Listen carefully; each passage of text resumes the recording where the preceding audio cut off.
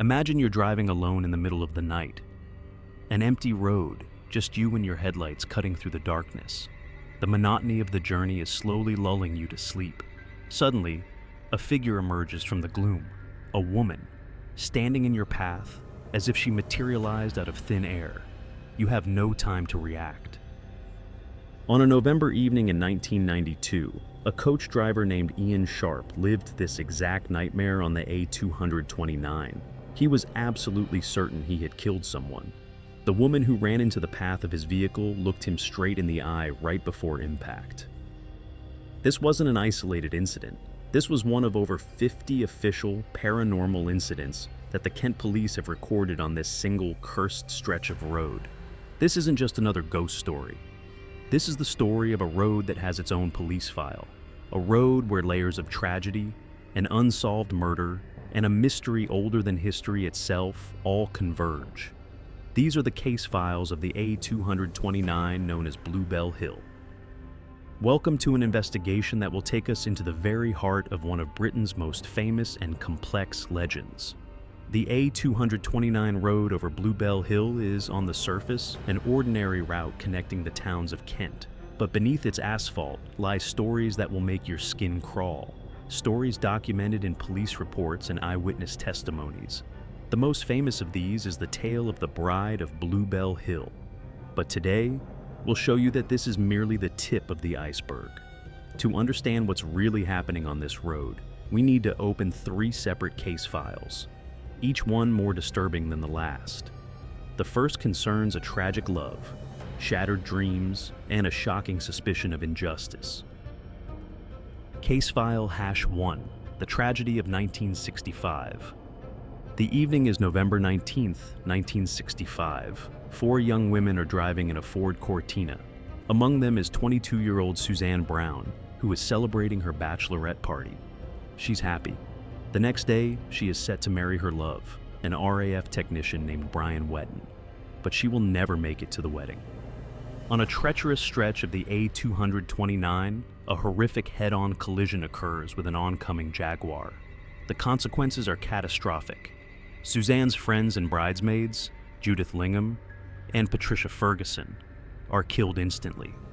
Suzanne herself, the bride-to-be, fights for her life but dies in the hospital 5 days after the crash. This genuine tragedy becomes the foundation for the legend of a ghost in a white dress, haunting the road in search of her lost happiness. But that's not the end of the story. Years later, a post appears online, allegedly from a relative of Suzanne. They claim the story is 100% true, but that a key element was covered up. According to them, the crash was no accident.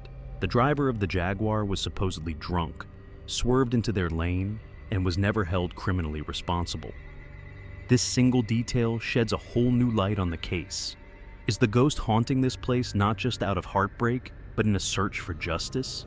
This is when the unexplainable events begin. And here, we must introduce another shocking case from the police files. It's July 13th, 1974. A bricklayer, Maurice Goodenough, runs into the Rochester police station in a panic. He reports that he just hit a little girl on Bluebell Hill, who had suddenly run out in front of his car. He describes stopping his vehicle and finding the injured child with cuts on her forehead and knees. Seeing that no one else was stopping, he covered her with a blanket and drove for help. The police immediately returned to the scene with him, but the girl was gone. On the roadside lay only the blanket he had covered her with. An extensive search, even using tracking dogs, yielded no results. No signs of blood, no tracks, no missing child. And on Goodenough's car, there wasn't the slightest trace of a collision. It was then that the media first officially linked these incidents to the ghost of the bride from 1965.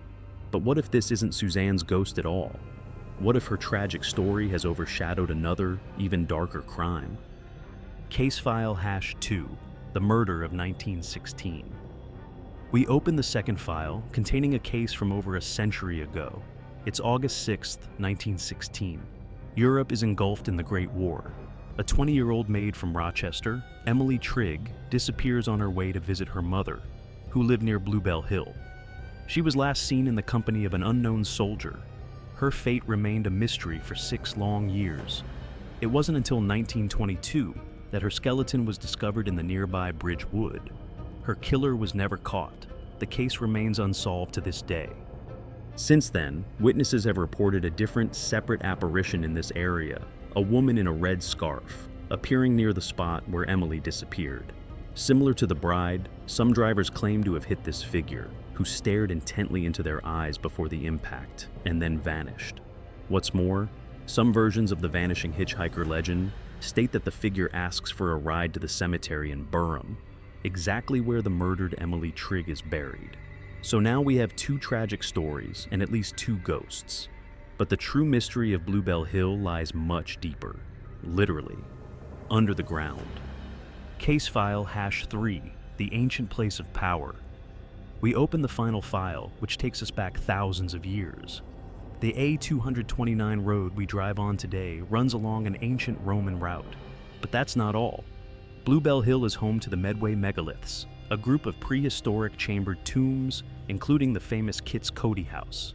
Dated to the 4th millennium BC, these stone structures are older than the famous Stonehenge. For thousands of years, this area was sacred ground, a space associated with rituals and death. Paranormal investigators suggest that such ancient, sacred sites can act as magnets for psychic energy, becoming paranormal hotspots. But the dark folklore doesn't end there. Tales mention a hanging tree, a hostile old woman, or witch, who inhabits the woods and is unwelcoming to intruders, and even a prowling black cat the size of a panther. It's as if this place itself is a generator of dark tales, and the ghosts of the bride and the maid are just the latest actors on this ancient stage. Connecting the files. So, what do we have? A modern tragedy with a suspected cover-up, an unsolved murder from a century ago, and an ancient sacred land marked by death for thousands of years. This isn't the story of a single ghost. It's the story of a place that attracts tragedy and refuses to let it be forgotten. Of course, there is also the skeptical side.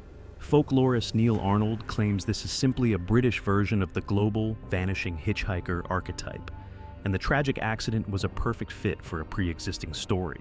Psychologists talk about highway hypnosis, a trance-like state where the brain can play tricks during a monotonous night drive.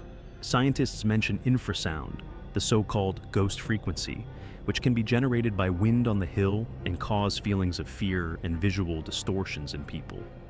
Do these theories explain the photo taken during a snowstorm in 2019 that went viral?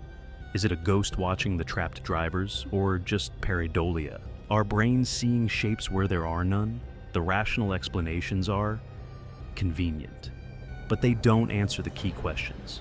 Why have the police taken these reports seriously enough to dispatch patrols for decades? How do you explain the consistency in witness testimonies separated by decades? And how do you explain the tangible evidence of the blanket, left on an empty road by Maurice Goodenough? Perhaps the answer isn't simple. Perhaps Bluebell Hill is a place where the veil between worlds is unusually thin, where the echoes of tragedy, Suzanne's lost love, Emily's cry for justice, and ancient fears still resonate in the landscape. Now, we want to hear from you.